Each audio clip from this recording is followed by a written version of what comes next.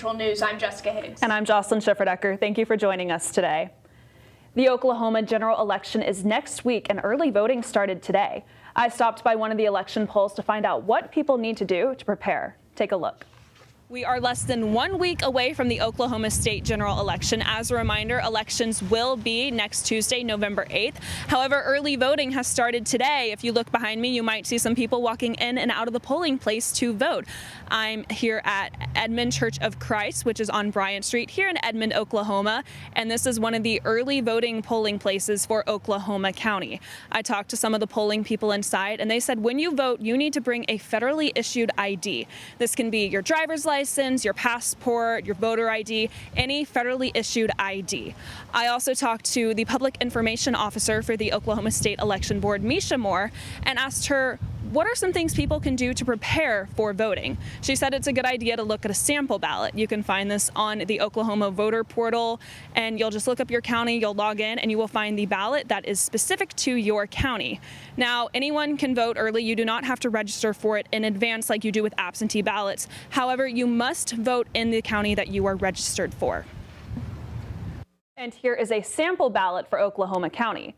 Early voting for Oklahoma is open this Wednesday through Friday, 8 a.m. to 6 p.m., and this Saturday, 8 a.m. to 2 p.m. And Jessica, Misha Moore with the State Election Board actually sent me these numbers, which show the number of voters in each age category. So as you can see, ages 65 and up have almost doubled the number of voters in ages 18 to 29. Yeah, and I think that's significant too. If you looked at the graphic, you will see under 18, obviously you must be 18 to vote in this country, but those are Oklahomans who have registered to vote at age 17, and they will turn 18 either on election day or just prior to. So I think that's important and significant for young voters out there who really want to get their voice heard. Yeah, absolutely, and it's really cool to see that there are younger people voting, but I was kind of surprised by such the difference between 18 and 65, because ages 65 and up are really bringing in the votes. Yes, that is a lot of people, those boomers, they're ready to vote for sure. And recently we took a poll asking what are the top 5 issues concerning the election, with over 150 UCO students who discussed the economy. Here's what they had to say. I mean, right now, obviously, the economy is pretty volatile. We've got a lot going on, especially after the pandemic. Gas prices are rising, inflation's going crazy, people are printing money left and right. Obviously, tuition prices are going up too. Inflation, definitely. Everything's going up in price right now. Gas prices are really expensive right now. Just everything costing more than it usually does, on top of us having to pay for college as it is. Just everything is so expensive as a college student, and tuition, and it's just. Yeah. Absolutely, great answers. And okay, so I'm hoping to see just a better integration of the resources, specifically regarding transportation, because the car market is super high, really unaffordable, and everyone needs transportation. So just hoping that whoever is elected is just going to be really active and highlighting accessibility for everybody. Gas prices would always be lovely to lower, just because my poor pocketbook.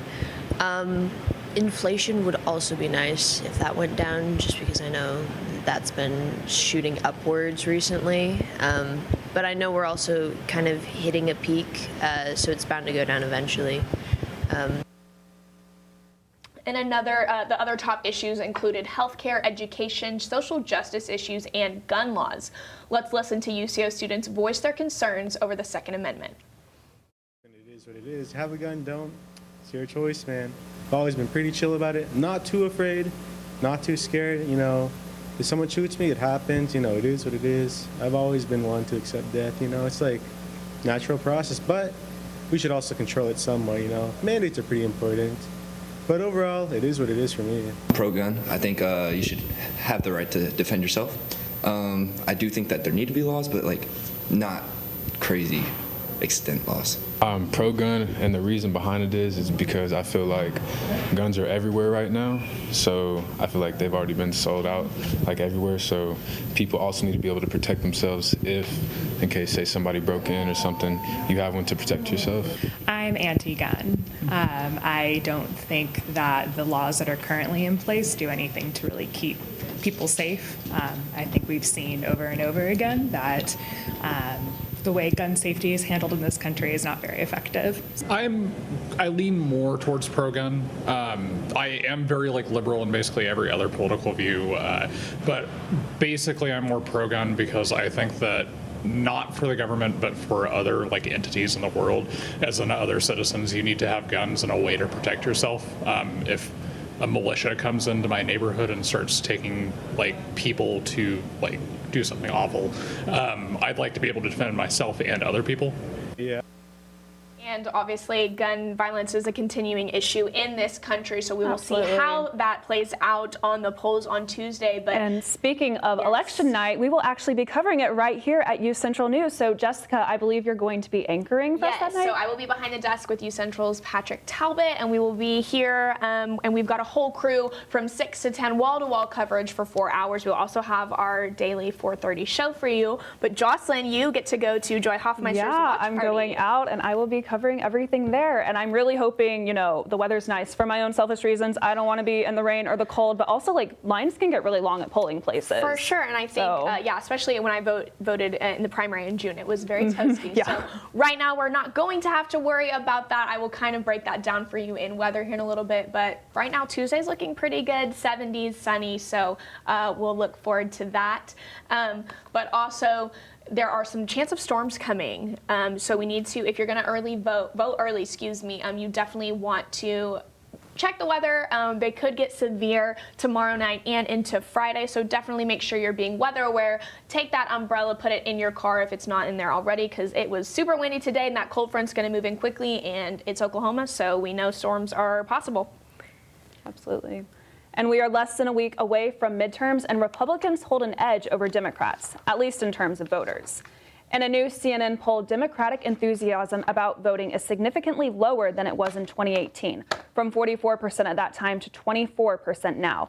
Republican voters aren't as excited as they were in 2018 either, but are still more into it than Democrats, from 43% in 2018 to 38% now. As for the issues, Republicans and independents are broadly focused on the economy, with Democrats mostly concerned about the economy and abortion rights. Longtime Texas Senator Ted Cruz came to Oklahoma last night for the Red Wave rally. Cruz spoke to Oklahomans and offered his endorsement for Oklahoma Governor Kevin Stitt and Ryan Walters, the GOP state superintendent candidate. This comes only a few days before those election polls close on November 8th. Stitt claims to have put more money into education than any other governor before him at the rally in Oklahoma City. Stitt and Walters welcome the endorsement from Cruz.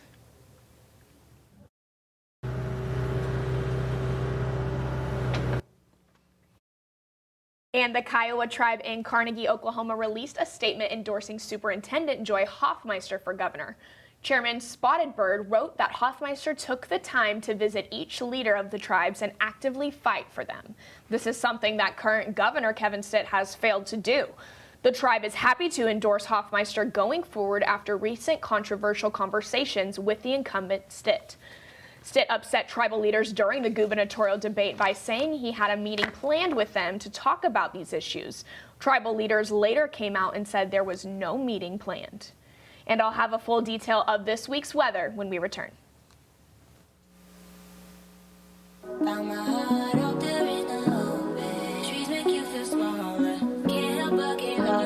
Feel the beat of nature at a park or forest near you. Find a forest and music inspired by nature at discovertheforest.org.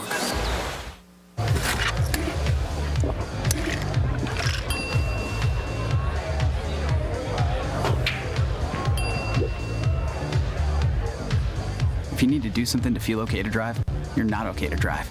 Don't drive buzzed.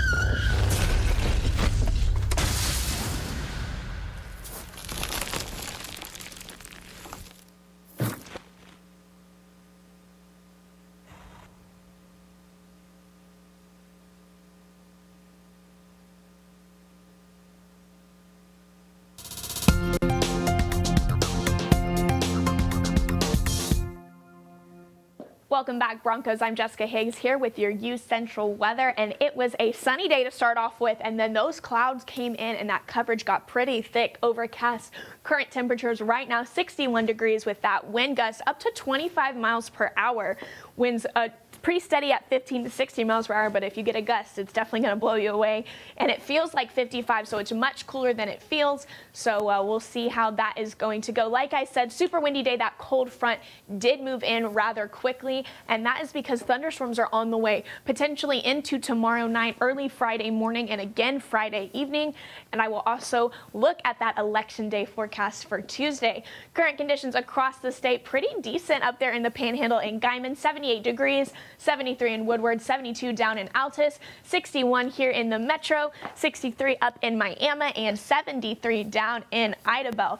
Like I said, that cold front came in pretty quickly tonight. Going to be mostly clear. Those clouds are going to move out of the metro. 61 degrees. Those winds are going to stay, though, so just be careful. But hopefully nothing blows away. My hat was flying off earlier today, that's for sure. Tomorrow, 73 degrees here for the metro, so warmer than today, but wind is definitely still going to be an issue, and 61 degrees in the morning, so might need a light jacket when you head out that door for class. 73 degrees around lunchtime, and then like I said, those storms are going to move into tomorrow evening and early Friday morning. Make sure you're staying weather aware and you are paying attention to your local newscast. 7-day forecast, like I said, today was pretty nice, and then those chance of thunderstorms going to happen Thursday and Friday, but the weekend's looking pretty nice. Going to be a little bit chilly on Saturday, but Sunday and Monday look really nice. And then, like I said, election day, 70 degrees, more cloud coverage than on Monday. So, you know, it is Oklahoma. We don't know what exactly will happen, but we will have a more detailed forecast for you tomorrow. And that's all I have for you. Jocelyn, back to you.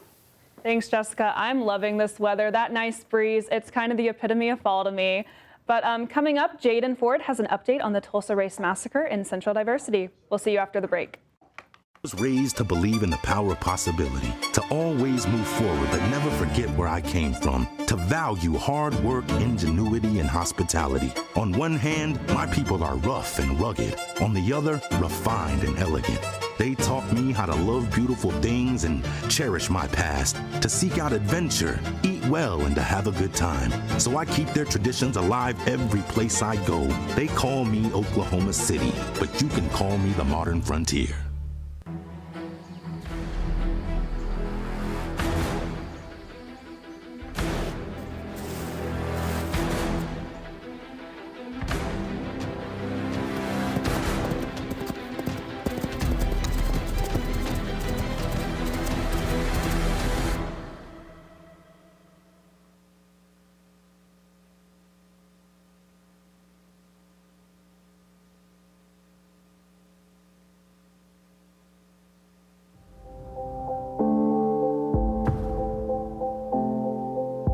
UCentral News as a whole, you got to be in those different areas, like being on camera, being off camera, being in the control room. And so I feel like that is what prepared me most about being in the workplace. UCentral and the mass comm department has provided me all the tools and the fundamentals that are needed in order to thrive well and thrive fast at my job.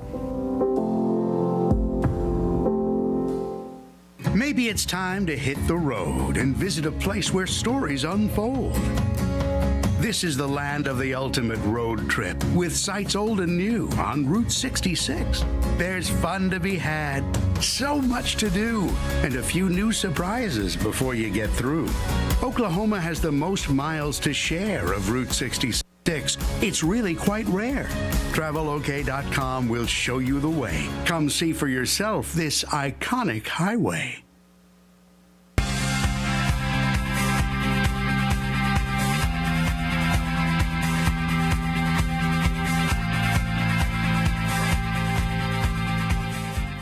Welcome back to Central Diversity. I'm Jaden Ford. An additional 17 unmarked graves have been found in Tulsa, part of the city's effort to identify victims of the 1921 Tulsa Race Massacre. The Oklahoma State archaeologist says the bodies were uncovered at the Oak Lawn Cemetery. The city has been conducting a years-long investigation into the events of the massacre started by a white mob who targeted black residents. The attack destroyed Tulsa's Greenwood district, a thriving black community, and as many as 300 people were killed. According to the Tulsa Historical Society, only 26 deaths were certified. An historic discovery at the cemetery last year led to the remains of 19 victims. A second, more recent discovery uncovered the 17 additional graves. Officials are now working to identify the victims through forensic testing. On November 14th, the UCO Office of Community Engagement is hosting a sculpture competition to celebrate the 10-year anniversary of the Central Pantry. In this competition, each team will build a sculpture out of donations from the pantry and will have a chance to win prizes in 5 different categories. For more information, contact Community Engagement. And for MLK Day, the service is nationally recognized here at UCO.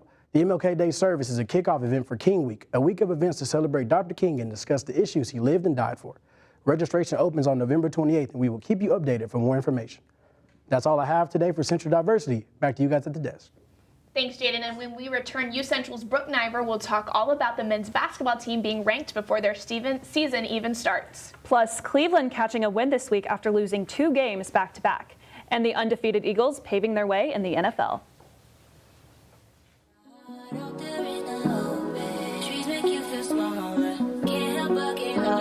Feel the beat of nature at a park or forest near you. Find a forest and music inspired by nature at discovertheforest.org.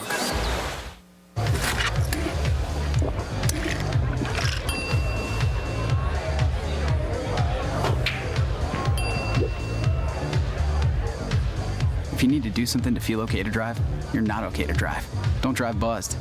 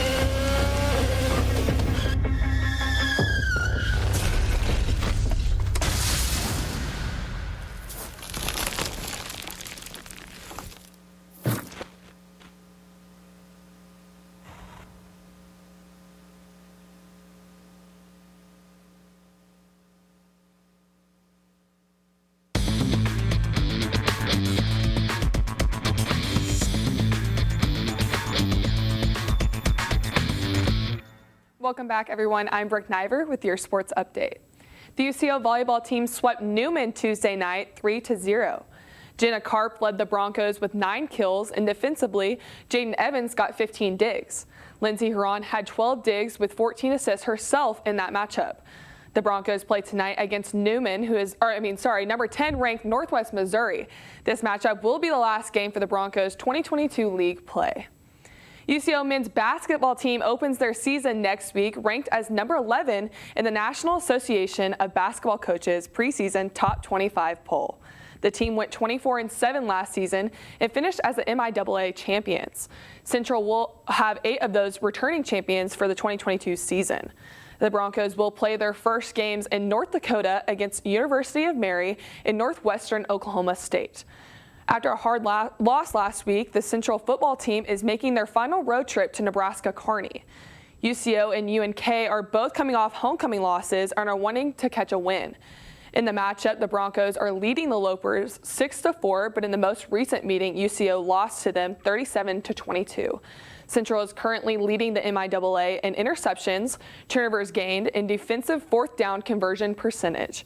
Kickoff is scheduled for 12 p.m. on Saturday. Week 8 finished Monday night with the Cincinnati Bengals choking and losing to the Cleveland Browns. The Browns were the underdogs between the two, but their defense was able to secure them that win. The Bengals threw an interception the first play of the game and were unable to score in the first 3 quarters. The final score for that game was 32 Cleveland and 13 Cincinnati. That leads me into Week 9, which starts off Thursday night with the Eagles and the Texans. Philadelphia is 7-0, and the Texans are 1-5-1. Eagles players Jordan Davis and Josiah Scott are listed under do not participate in the Week 9 game, both out with ankle injuries. Texans player Brandon Cooks will not be playing due to personal reasons. Kickoff is at 7:15 on Fox. Before I toss it off to the desk, I wanted to mention the UCO wrestling team is going to be opening their season this Friday at 6 p.m. at the Hamilton Fieldhouse against Northern State, and they're the national runner-up, so I encourage everybody to go out and support. But that's all I have for today. Make sure to keep up with Bronco Athletics on broncosports.com.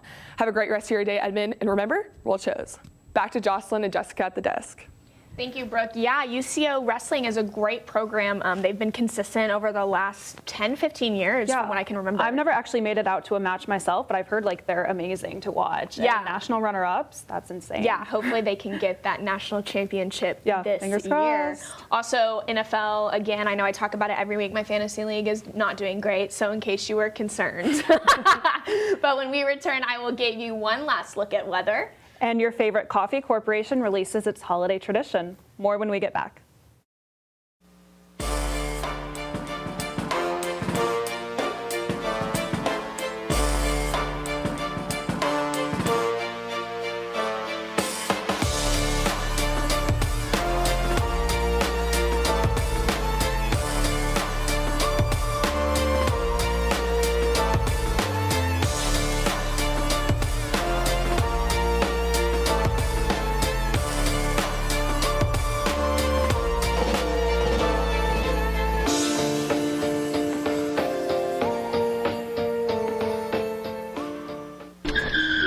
If I could go back and change it all,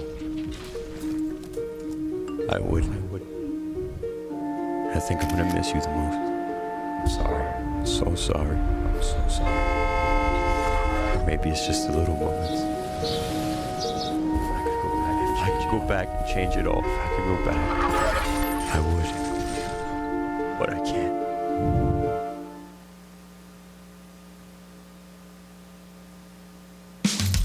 You can achieve a lot using your imagination. I mean, I don't like to brag, but... Wait, who's that?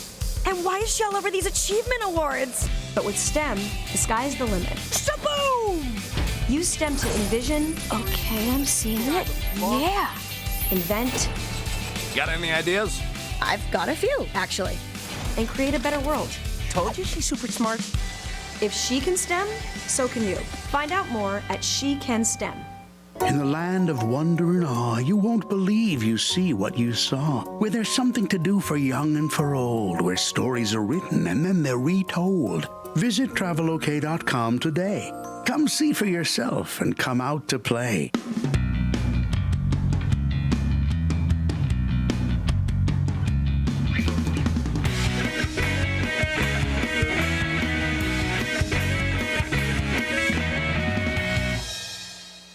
Welcome back, and we want to remind you that Election Day is just 6 days away from today. I know, less than a week. Tuesday. I know. Insane. We have been vigorously planning here at UCentral, and this is a live look at our brand new podcast studio here at the UCentral studio, and we're going to be having, that is going to be our Break It Down room, where we're going to be focused on the top issues for voters, and really just kind of be seeing what the polls are going to show. I know, because I mean, I know that we talked earlier about economy being an issue and the Second Amendment, but I've also heard people talking about, abortion, reproductive rights, as well as education. Absolutely, yeah. Healthcare is definitely going to be a top, not only obviously abortion, but cost and insurance definitely for sure.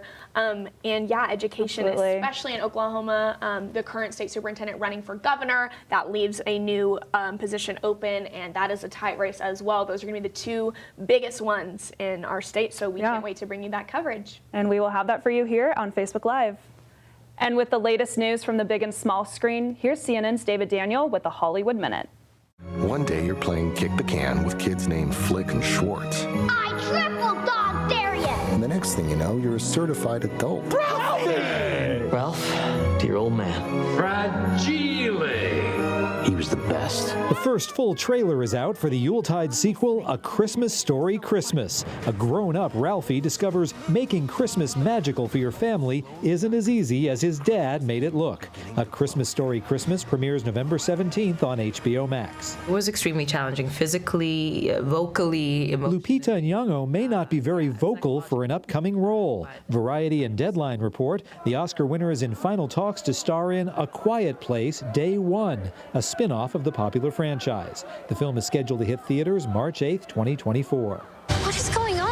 You need to remember your place here. Stepmother, please. Giselle is under a curse. We have to stop this or everything Annalasian will die. Suburbia's never looked so magical. Amy Adams' Giselle turns evil stepmother in the latest trailer for Disenchanted. The fairy tale sequel seeks its happily ever after November 18th on Disney+. In Hollywood, I'm David Daniel. Guys, I have chills from that Disenchanted trailer. That is my childhood. I am so excited for that. I'm just super excited for some of the movies that are coming out. I'm actually going to a movie this weekend, but Jessica, what's the weather looking like? I know, Jocelyn, those movies look so good. Maya Rudolph, Amy Adams, and Dina Menzel. Definitely a good weekend to snuggle up on the couch and watch some movies or head to the movie theater. Just make sure you're being weather aware, as we do have storms coming in to the state tomorrow night into Friday morning and then again on Friday evening. 7-day forecast looking here pretty good today. Once those storms pass, Saturday, Sunday, and Monday are looking pretty gorgeous. And like I said, that election weather on Tuesday, so far so good. Little bit of cloud coverage, 70 degrees as the high. But again, it is Oklahoma. We are not a stranger to some much different weather out of nowhere. So that's all I have for you right now. Jocelyn, back to you. Thanks, Jessica. That weather just looks absolutely beautiful. I know there's a chance of rain. Not super excited about that, but I know we need it. I saw Oklahoma City Fire Department actually posted something saying, you know, the more rain we have, the less chance there are of wildfires. So excited for that. And coffee lovers, it's time to get into the holiday spirit as Starbucks unveiled its new holiday cups, an annual tradition now in its 25th year. Beginning Thursday, customers will have their hot beverages served in one of 4 festive cup designs. That's also the day Starbucks starts serving its holiday drink menu. Now, no drinks are being added this year, but you can still enjoy the usual peppermint mocha or chestnut praline latte, my personal favorite.